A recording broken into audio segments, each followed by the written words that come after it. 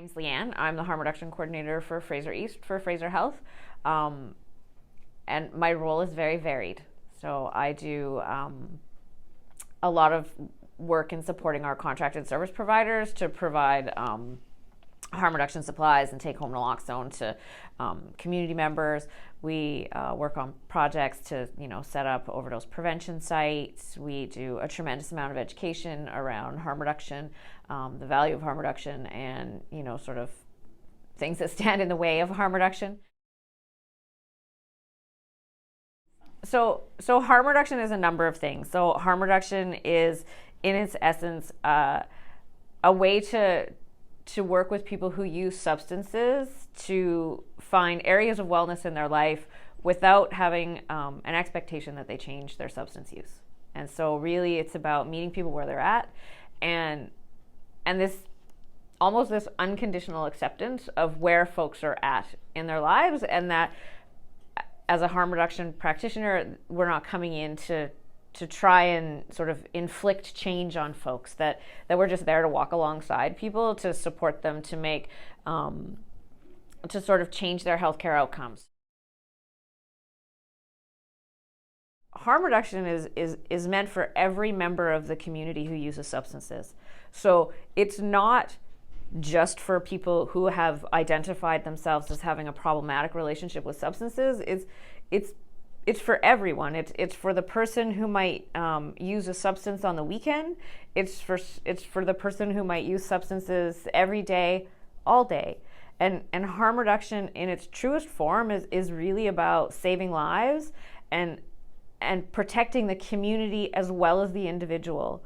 So the act of providing a sterile syringe to somebody does more than just protect the individual that we're serving. It also protects the community around that individual as we sort of work towards preventing the spread of bloodborne illnesses, that we can help folks make better healthcare decisions, and that we can really work to support people to be in charge of their own healthcare. And so with harm reduction, we're really working towards people making decisions that make sense for them in their lives, regardless of their relationship to substances, and regardless of whether it's someone who wouldn't identify as having a problematic relationship with substances, or if it was someone who identified as having a substance use disorder. So harm reduction isn't just for folks over here or folks over here. Harm reduction is very much for everyone. And in the same way that we practice things like, I'm guessing today that when you showed up here, you put on a seatbelt to drive here, because that's harm reduction. When I ride a bike, I put on a helmet.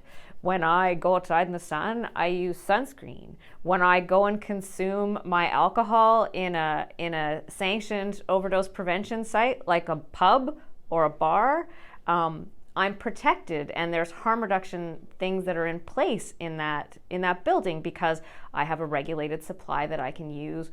I'm not in danger of overdosing, and in fact, if I was in danger of consuming too much alcohol, the bartender would stop me and would no longer serve me. All of these are harm reduction techniques that we've been using for years and years and years and years. It's really no different when we're talking about other substances.